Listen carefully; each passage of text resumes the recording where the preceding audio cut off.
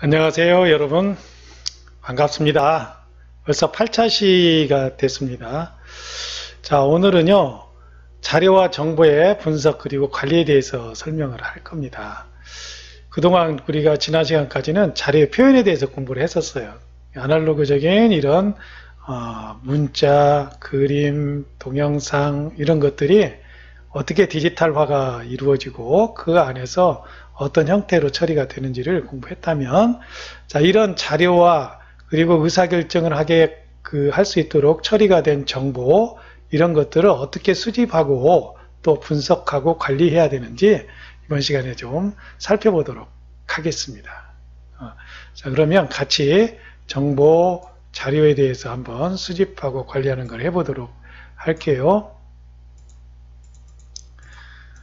자, 먼저 검색 엔진을 통하는 방법입니다.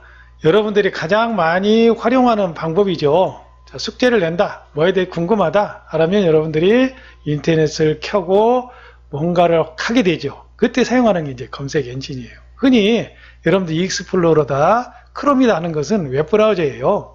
그 안에 네이버다, 구글이다 하는 것이 검색 엔진이죠. 자, 이런 검색 엔진을 활용해서 실질적으로 우리가 필요한 자료를 수집하게 되는 것이죠. 자, 그럼 이런 검색 엔진을 통해서 자료 수집을 하게 되는데, 이게 가장 일반적인 방법입니다. 가장 쉽게 할 수 있는 방법이죠. 자, 이런 검색 엔진들은 그 각각의 특징을 가지고 있어요.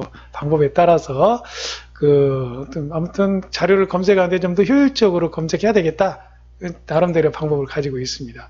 이런 검색 엔진의 특징에 대해서 한번 간단히 살펴보도록 하겠습니다. 자, 그러면 어떤 특징들이 있는지 한번 보도록 할까요? 자, 검색 엔진이라고 하는 것은요, 웹사이트. 네, 그렇습니다. 여러분들 흔히 www.naver.com 이렇게 치게 되면 들어가게 되죠. 이 웹사이트예요. 주소죠. 주소에 가게 되면 거기 뭔가가 있습니다. 대문을 열고, 대문이라고 하는 것이 홈페이지 첫 화면이거든요. 뭔가 클릭하면 다른 곳으로 이동을 하게 됩니다. 이때 이것이 웹 문서예요. 자, 이런 것들이 되는 데는 HTML이라고 하는 문법이 적용이 돼요. 자, HTML이라고 하는 것은 뭐냐? 하이퍼텍스트라고 하는 말이 되겠습니다.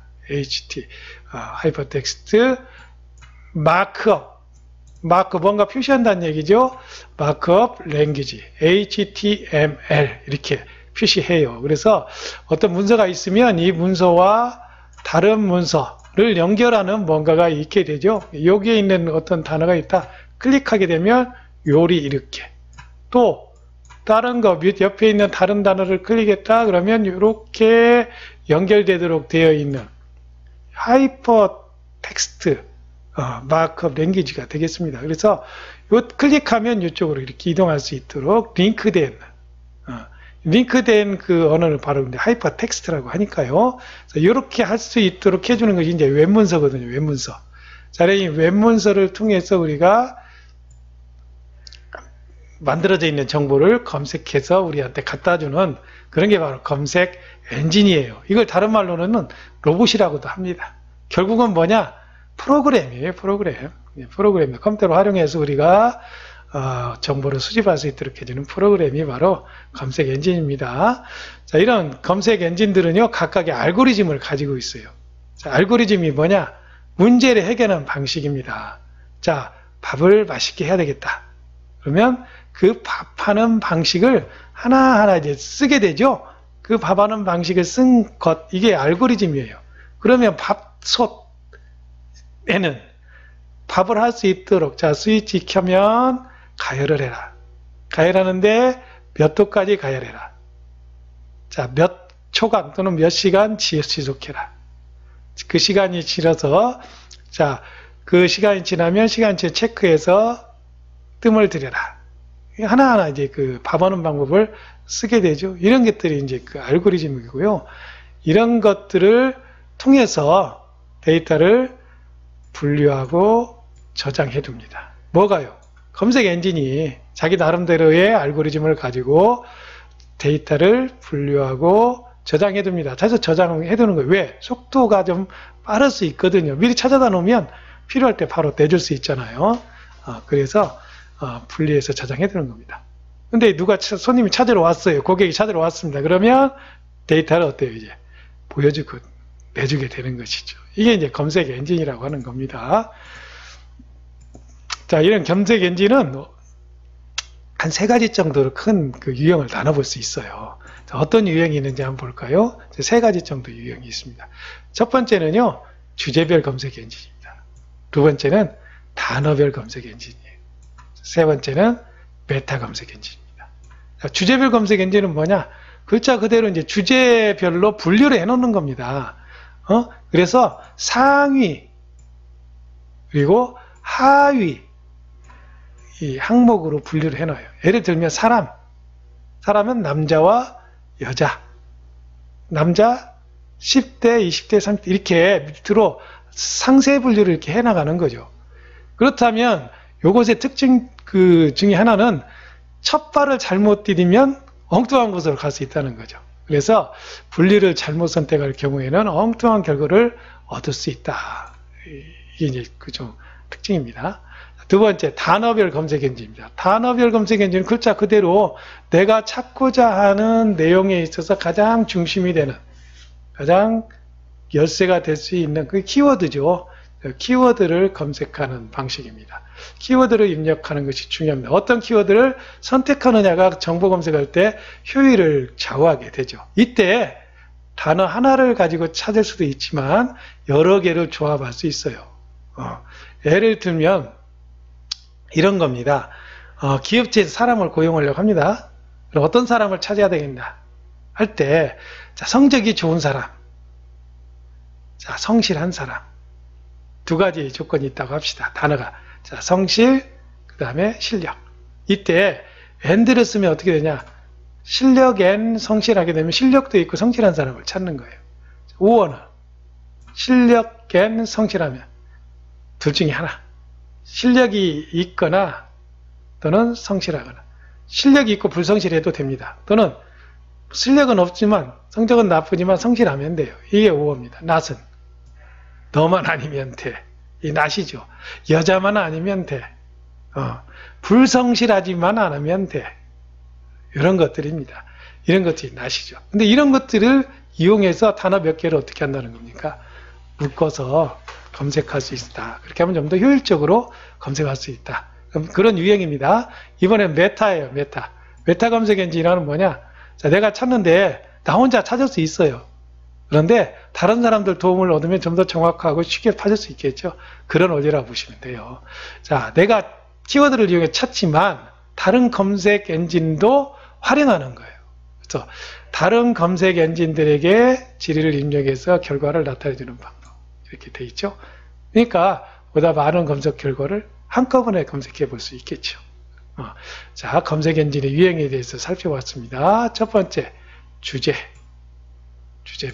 두 번째, 키워드, 단어별 검색 엔진. 세 번째, 메타 검색 엔진. 그런 유형을 찾아볼 수 있었습니다. 자, 이렇게 정보를 수집하는데 검색 엔진을 활용하는 방법이 있는가 하면요. 전문기관의 자료를 활용하는 방법이 있어요. 자, 통계청. 국가에 필요한 뭐 인구라든가 인구 분포. 자, 지금 고령화되고 있다. 그러면 도대체 고령화라고 하는 기준 중에서 60대는 몇 명이나 되고 70대는 몇 명이 되고 10대는 몇 명, 출산이 저출산이다. 그러면 도대체 태어난 아이는 1년에 몇 명이나 되는지 뭐 이런 자료들을 구하고 싶어요. 그럼 어디에 가면은 효율적인 통계청에 가면 효율적이다는 겁니다. 그런 데이터를 가지고 공개하고 어떤 연구한 내용들을 보여주도록 하는 것이 바로 전문기관인데, 이런 전문기관의 자료를 활용하면 좀 더 어때요? 정확하고 신뢰성 있는 그런 데이터를 얻을 수 있다는 거예요. 이렇게 이 전문기관의 자료를 활용할 때 가장 큰 장점은 뭐냐? 바로 정확성과 신뢰성입니다. 며칠 전 여러분들 북한의 김정은 위원장, 김정은 지도자, 지도자가 있습니다. 북한의 지도자 김정은이 죽었다라고 99% 죽었다라고 하는 사람이 있었죠. 정부에서는 아니다, 별 문제 없다라고 이렇게 발표를 했었어요. 자, 그럼 누구 말을 믿을 것이냐? 정부가 좀 더 정확하고 신뢰성이 있다. 결과적으로 그렇게 됐잖아요. 공공기관에 자, 무역에 내가 해외 물건을 수출하거나 뭐 무역 수입하기 위해서 어떤 자료가 필요하다 그러면 코트라 무역협회 이런 데 가면 좀 더 좋은 자료들을 얻을 수 있겠죠. 이런 전문기관의 자료를 얻는 겁니다. 이번에 총선 유권자들이 어떤 성향을 가지고 있는지 이런 거 분석하는 기관들이 여러 기관이 있잖아요. 그런 것들입니다. 자, 그 다음에 온라인 설문을 이용해서 또 자료를 수집하는 방식입니다. 그래서 여러분들은 이 설문조사를 하면 내가 원하는 어떤 자료들을 수집하거나 분석할 수 있거든요. 자, 가장 많이 여러분들 그 최근에 사용한 것들이 이제 선거에서 총선에서 여러분들 여론조사, 다양한 여론조사를 통해서 이제 예측을 하게 되잖아요. 바로 그 잘못되면 큰 실패를 얻게 됩니다. 요즘 그 지금 야당에서는 이런 여론조사를 잘못 읽어서 결국은 총선 전략에 실패했다, 총선에 실패했다, 뭐 이런 분석도 있지 않습니까? 바로 그런 것들이에요. 그래서 내가 이 자료를 수집하는데 왜 수집하고 뭘 알고 싶어서 수집하는지를 명확히 하고 있어야 돼요. 그래서 자료 수집 목적을 명확히 하고 여기에 맞는 문항을 구성해야 좋은 그 설문을 결과를 얻을 수 있어요. 다만 방법은 뭐 온라인을 이용한다는 거죠. 요즘은 인터넷에서 활용할 수 있는 방법들이 있잖아요. 설문조사 할 수 있는 것들이 몇 가지 있습니다. 자, 그 외에 내가 직접 측정하고 실험하는 방식입니다. 예를 들어서 온도를 측정하고 습도를 측정하고 이런 방식들이죠. 또 여러분들이 예를 들어서 내가 어떤 창업을 하고 싶다 그러면 길가에 나가서 어떻게 합니까? 사람들 설문 받을 수 있죠. 또 이 내가 가게를 내려고 하는 이게는 도대체 사람들이 얼마나 돌아다니는지 몇 시간대, 그러니까 점심시간에는 사람들이 도대체 얼마나 많이 이 길을 지나가는지, 또 그 지나가는 사람들 중에 남자는 얼마나 되는지 여자는 얼마나 되는지, 또 나이 연령층은 어떤 연령층이 많이 그 시간에 거기를 지나가는지 중요한 자료죠. 이런 것들을 직접 세보고 관찰하고 측정하는 것입니다. 자, 또 여러분들이 음식점 하고 싶다 그러면 사전에 음식을 만들어서 어떻게 합니까? 가지고 나가서 시식해보죠. 시식하는 것도 자료를 수집하는 방법 중에 하나입니다. 시식하고 대신 뭘 하게 합니까? 어느 쪽이 맛있는지, 얼마면 사 먹겠는지, 뭐 이런 것도 조사하는 거 가끔 보셨죠? 그런 방식입니다. 자, 우리가 정보를 수집하는 가장 일반적인 방법은 검색 엔진을 사용하는 방식이었어요. 또 전문기관의 자료를 활용하는 방법입니다. 또 직접 설문조사를 하는 방법이 있어요. 설문지 만들어서. 그리고 내가 측정하고 또 실험해서 그 결과를 수집하고 또 분석해보는 방식이 있다는 것입니다. 자, 그러면 이렇게 수집된 정보들을 이제 내가 봐야 될 거 아니에요? 또 다른 사람이 볼 수 있도록 해야 될 겁니다. 자, 이것을 볼 수 있도록 정리해서 내놓게 되는데 그 시각화라고 볼 수 있겠죠. 그러면 눈에 볼 때 어때요? 좀 더 정리돼서 편안하게 볼 수 있는 핵심만 볼 수 있어야 되겠죠. 그래서 필요한 방식이 몇 가지 있습니다. 그 중에 마인드맵을 활용하는 방식이 있어요. 마인드맵이라고 하는 것은 자, 우리가 어떤 단어를 놓고 그 단어에 연상되는 것들을 하나하나 이렇게 선으로 연결해 가는 방식입니다. 바로 이런 방식이죠. 자, 마인드맵 방식을 이용하면요, 전체적인 아이디어의 흐름이나 구조를 쉽게 알아볼 수 있는 특징이 있습니다. 자, 가장 키워드가 되는, 예를 들면 컴퓨터라고 하는 키워드가 있습니다. 자, 그러면 이 컴퓨터에 해당되는 것들은 하드웨어와 소프트웨어가 있죠. 자, 하드웨어로 들어가면 하드웨어는 입력, 출력, 기억, 그리고 처리 장치로 이루어집니다. 자, 이런 것들을 이렇게 가지치는 것처럼 그림을 이렇게 연결도를 이렇게 그려놓으면 훨씬 이해하기가 쉽죠. 이 마인드맵 방식입니다. 자, 이런 방식을 활용한다면 좀 더 전체적인 흐름이나 이런 것들을 쉽게 이해할 수 있을 겁니다. 자, 그럼 마인드맵을 어떤 식으로 활용하는지 한번 같이 볼까요?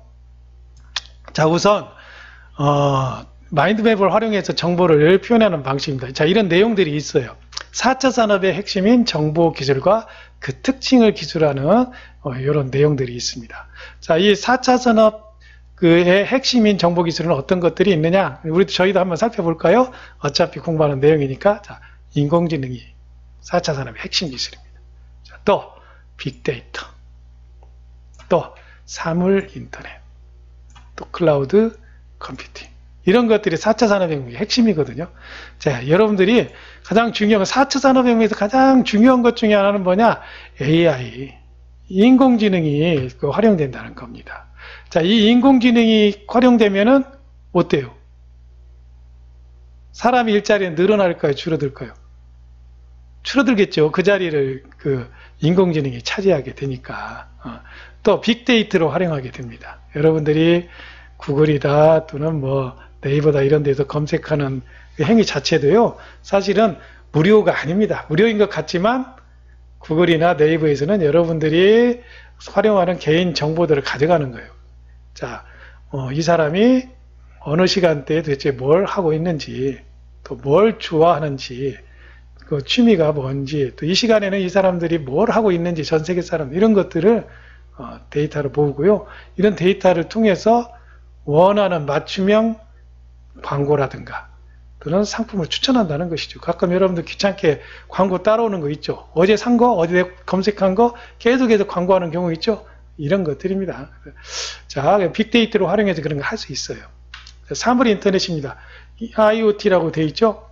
자, 사물에 네트워크가 연결이 된다는 거예요. 대표적인 거. 아, 그렇죠. 자율주행 자동차입니다. 구글에서 왜 자율주행 자동차를 연구하겠습니까? 네트워크. 5G가 왜 중요합니까? 이런 네트워크 속도를 빠르게 해서 정보를 빠르게 주고받는 것이 앞으로는 중요하다는 겁니다. 우리나라가 전 세계 처음으로 상용화한 것이 중요해요. 지금 속도가 빠르게 지금 이 5G가 시대가 연결되지 않고는 있습니다만 앞으로 결국은 이것이 세계를 좌우하는 중요한 기술이 될 거라는 겁니다. 다음에 또 뭡니까? 클라우드 컴퓨팅이 클라우드 구름이죠. 즉, 그럼 하늘에 있지 않습니까? 어디서 봐도 볼 수 있어요. 인터넷을 이용하면 어디에서나 접속해서 자료를 다운받고 올릴 수 있는 게 클라우드 기술이잖아요. 이런 것들입니다. 이런 네 가지 큰 특징이 있어요. 자, 이것을 마인드맵을 활용해서 한번 보자는 것이죠. 한번 볼까요? 자, 첫 번째 4차 산업 정보 기술은 어떤 것들이 있느냐? 사물 인터넷이 있다. 인공지능. 자, 인공지능. 또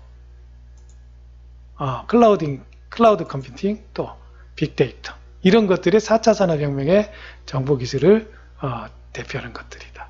보세요. 여기에서 사물 인터넷, 또 인공지능, 또 클라우드 컴퓨팅, 빅데이터.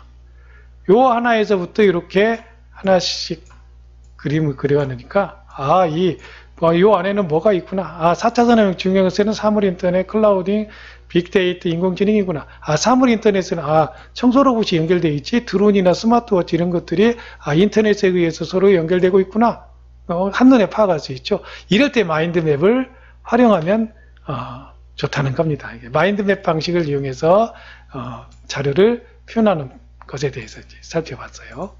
자, 다음에는요, 인포그래픽에 대해서 살펴보겠습니다. 자, 인포메이션 그래픽 두 개가 합쳐진 말이 인포그래픽이겠죠. 그렇습니다. 자, 인포그래픽을 활용하는 방식입니다. 인포그래픽이 뭐냐? 정보를 좀 더 어떻게 쉽게, 빠르게, 알기 쉽게 전달하기 위해서는 말로만 하면 전달됩니까? 아니죠. 시각적인 것들이 있어야 되겠죠. 시각적인 게 뭐예요? 그림, 표, 차트는 그래프죠. 다이어그램도 마찬가지입니다. 그래서 종합적인 이런 것들을 활용하면, 지금 아래에 있는 이런 것들이죠. 이런 것들, 요 다이어그램 그래프입니다. 막대 그래프, 원형 그래프, 사진, 설명, 이런 것들을 활용하면 한눈에 정보들을 알아볼 수 있겠죠. 바로 그런 걸 말합니다. 자, 그럼 이런 인포그래픽에는 어떤 특징이 있을까요? 특징을 한번 살펴볼까요? 글자를 읽어서 내용을 파악한다? 한눈에 들어오지 않죠. 그러니까 뭘 활용해요? 도형이나 숫자 이런 걸 활용해서 정보를 전달하도록 하는 게 편리하겠다 라고 하는 겁니다. 자, 그러면 효과적으로 인포그래프를 만들기 위해서는 어떻게 하면 좋을까요? 우선 정보의 주제 등을 한눈에 알 수 있도록 표현하는 게 좋겠다. 한눈에 알 수 있도록 게 좋겠다. 그 다음에 숫자나 이런 것들은 표나 차트로 활용하면 좀 더 쉽게 또 눈에 띌 수 있겠다. 또 이미지, 사진이죠. 또 사진에 대한 설명, 이런 걸 활용하면 좀 더 쉽게 인포그래픽을 작성할 수 있다는 겁니다. 그러니까 어려운 데이터나 자료들을 숫자나 숫자 이 개념 어렵잖아요. 이런 것들을 표나 차트로 활용하고 또는 그림에 대한 설명, 그림의 설명을 넣게 되면, 사진의 설명을 넣게 되면 좀 더 이해하기 쉽겠죠. 이런 형태로 만들어내는 것이 인포그래픽이다 라고 하는 겁니다. 그래서 인포그래픽을 좀 더 효과적으로 만들기 위해서는 주제 파악을 먼저 해야 되고, 주제를 한눈에 알아볼 수 있도록 배열해 봐야 된다. 그리고 문자보다는 표나 차트로 활용하고 이미지를, 그리고 그 이미지에 대한 설명을 다는 것이 좀 더 효율적이다 라고 하는 겁니다. 자, 그 다음에 이 인포그래픽 중에서 이제 표와 차트라고 하는 게 나오는데, 표와 차트에 대해서 한번 알아보도록 하겠습니다. 자, 이게 표죠. 자, 어떤 게 표입니까? 이게 요 윗부분에 있는 게 표죠? 표입니다. 이게 표. 자, 아랫게 차트입니다. 그래프죠. 즉, 여기 있는 것들은 보면 어떤 틀이 있어요. 그 틀을 활용해서 우리가 숫자를 정리한 겁니다. 그래서 일정한 형식과 틀이죠. 순서에 따라서 보기 쉽게 나열한 것들, 정리한 것들, 이게 표입니다. 자, 그럼 아래 것은 뭐예요? 이런 표를 활용해서 만들어낸 그림이죠. 그래서 그래프입니다. 차트는 표의 자료를 막대 또는 원, 여기는 원이나 막대, 이런 도형으로 나타내는 형식, 이게 뭐예요? 차트입니다. 차트, 그래프죠. 자, 자료형이 많으면 이런 차트를 통해서 좀 더 쉽게 전체 분위기를 찾아볼 수 있다는 것입니다. 또 다른 이런 형태가 나오네요. 자, 이건 과연 어떤 것들일까요? 조직도입니다. 자, 이것은 뭐라고요? 조직도예요. 자, 봅시다. 맨 위, 사장님, 부장님 밑에 부서들이 있겠죠. 과, 총무과, 회계과, 예를 든 겁니다. 그냥 이런 식으로. 또 그 과 밑에는 개. 이런 식으로 한눈에 전체 어때요? 이런 것들을 볼 수 있겠죠. 이런 것들이 조직도입니다. 시각화되니까 전체의 흐름을 어때요? 쉽게 파악할 수 있죠. 자, 이런 것들이 이제 조직도인데, 조직도로 활용해서 그 서로의 관계, 그 상호 관계가 되겠습니다. 한눈에 확인할 수 있도록 하는 방식. 이제 표와 차트, 조직도에 대해서 알아봤어요. 자, 그러면 그동안 공부한 것들 정리되시나요? 자, 먼저 자료를 시각화하자. 정보를 수집하는 방법에는 뭐가 있느냐? 그리고 그런 정보를 수집하는 것들의 특징을 한번 알아봤고요. 그 다음에 이렇게 수집된 정보를 시각화하자. 시각화하는 방법에 대해서 이번 시간에 공부를 했습니다. 정리해보면, 먼저 검색 엔진을 쓸 수 있다. 검색 엔진은 3가지 유형이 있다. 어떤 유형이 있었죠? 네. 주제별로, 그리고 키워드 검색, 단어별 검색, 메타 검색 하는 그런 3가지 유형을 통해서 가장 일반적으로 정보를 수집한다. 또 두 번째, 전문기관의 자료들을 수집해서 활용해보자.